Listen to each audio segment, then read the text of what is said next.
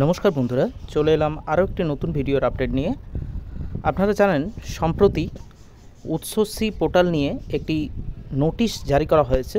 Paschimbanga school শিক্ষা দপ্তর শিক্ষকদের উৎসশ্রী পোর্টালের মাধ্যমে অনলাইন মিউচুয়াল ট্রান্সফার প্রক্রিয়া 17 জুন 2025 একটি গুরুত্বপূর্ণ নির্দেশিকা জারি করছে। এই নির্দেশিকা প্রাথমিক এবং মাধ্যমিক উভয় স্তরের শিক্ষকদের জন্যই প্রযোজ্য। এতদিন ধরে বদলির আবেদন প্রক্রিয়া সংক্রান্ত বিভিন্ন সমস্যা সমাধানের জন্য এই নোটিশটি পাবলিশ করা হয়।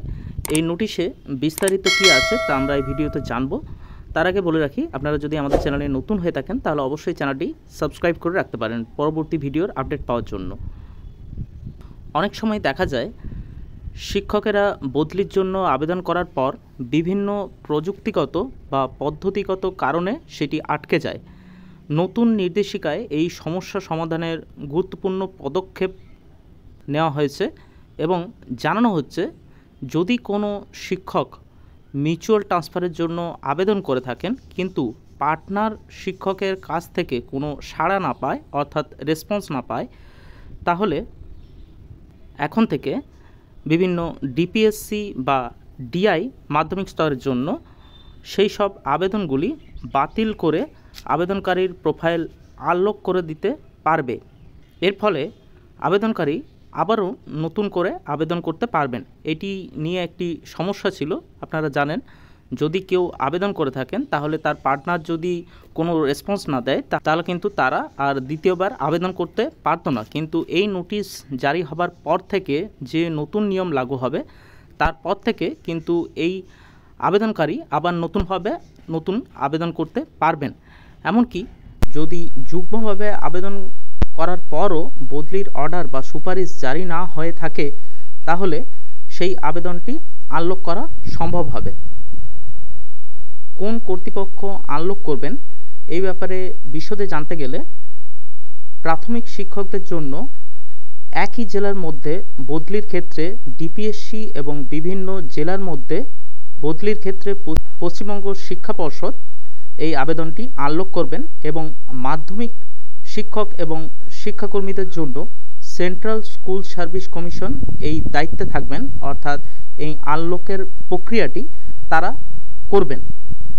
প্রাথমিক শিক্ষকেরা মিউচুয়াল ট্রান্সফারের জন্য আবেদন করার সময় এখন থেকে ডিপিএসসি কর্তৃক জারি করা কনফার্মেশন অর্ডারের একটি কপি আপলোড করা বাধ্যতামূলক এই অর্ডার লাগু হওয়ার পর থেকে। এবং অনেক ক্ষেত্রে বদলির অর্ডার জারি হবার পরও শিক্ষক এবং সেই পদে যোগ না দেওয়ার পদটি ব্লক হয়ে থাকতো। এখন থেকে কিন্তু মাধ্যমিক শিক্ষা পর্ষদ এই ধরনের ব্লক হয়ে থাকা যে শূন্য পদগুলি থাকবে সেগুলি আনলক করতে পারবে। এই আনব্লক করা শূন্য পদগুলি বর্তমান পরিস্থিতি অনুযায়ী বিবেচিত হবে।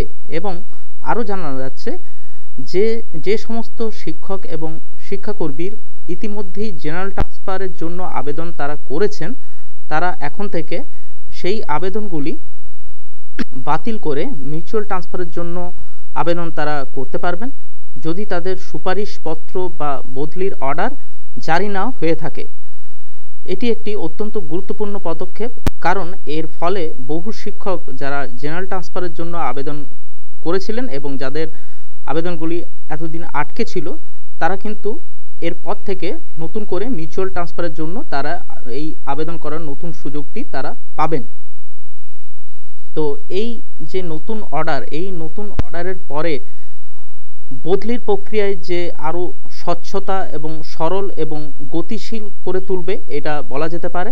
এরকম আরও ভিডিও পাওয়ার জন্য আপনারা আমাদের চ্যানেলটি সাবস্ক্রাইব করে রাখতে পারেন। নমস্কার, ভিডিওটি দেখার জন্য ধন্যবাদ।